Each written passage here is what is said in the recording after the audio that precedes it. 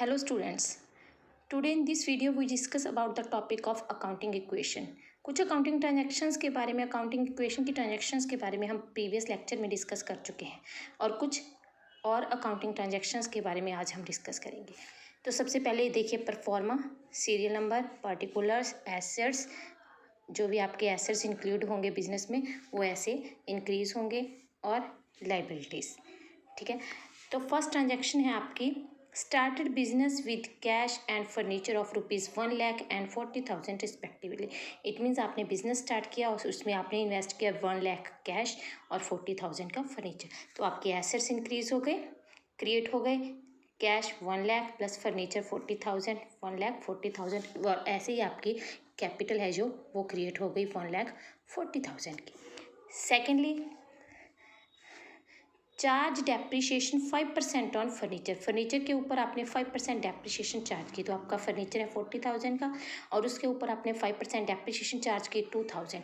That is a non cash expenses and that will be decreased in the furniture and capital. It means 2,000 आपका furniture में से decrease हो गया और 2,000 capital में से। टोटल आपका हो गया 1 lakh cash plus 30,000 furniture plus 1 lakh 30,000 capital. Next deposit rupees 10,000 into bank. आपने कैश में से 10,000 डिपॉजिट कर दिया बैंक में, तो आपके एसेट्स क्रिएट हो गए, बैंक के नाम से अकाउंट खुल गया। आपका 10,000 आपके कैश में से डिक्रीज हो गया और इंक्रीज हो गया बैंक में 10,000। Next withdraw from bank rupees 5,000 for personal use. It means that is a drawings.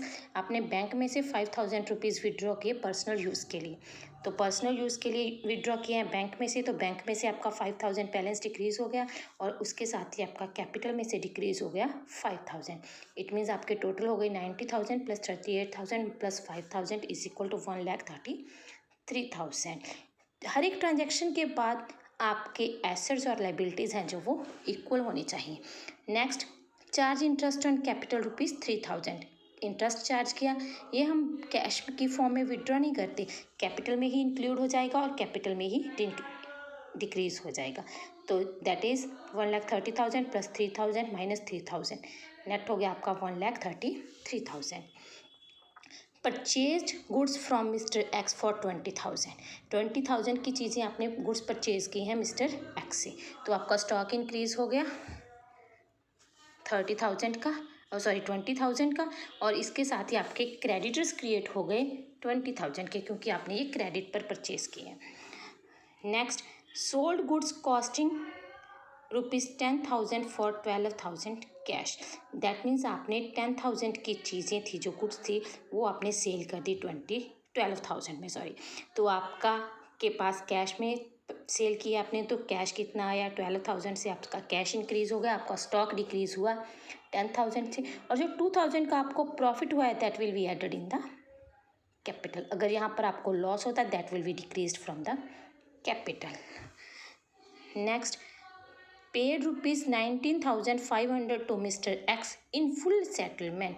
ऊपर देखिए आपने कितने की चीज़ें परचेज़ की थी, 20,000 की गुड्स आपने परचेज़ की थी मिस्टर एक्स से, लेकिन आपने फुल पेमेंट कर दी उसकी 19,500। इट मीन्स कि आपको 500 का डिस्काउंट मिला है। तो आपका कैश कितना गया 19,500 कैश में से डिक्रीज़ हो गया, और आपके क्रेडिटर्स कितने के डिक्रीज़ हो गए 20,000, क्योंकि फुल सेटलमेंट है। और जो 500 का आपको प्रॉफिट हुआ है that will be included in added in capital. अगर यहाँ पर आपने डिस्काउंट अलाउड किया होता then that will be decreased from the capital.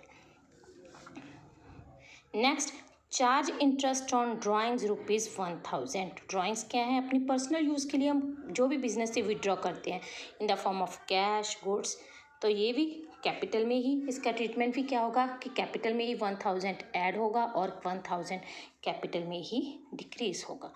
ठीक है, तो इसका नेट इफेक्ट क्या हुआ, सेम 1,000 ऐड हो गया, 1,000 माइनस हो गया और टोटल हो गया आपका 1,35,500। तो इस इक्वेशन के बाद, इस ट्रांजैक्शन के बाद आपके दोनों साइड्स हैं जो वो इक्वल होंगी। That means asset side is equal to liability side. तो आज के लिए बस इतना ही। Have a nice day.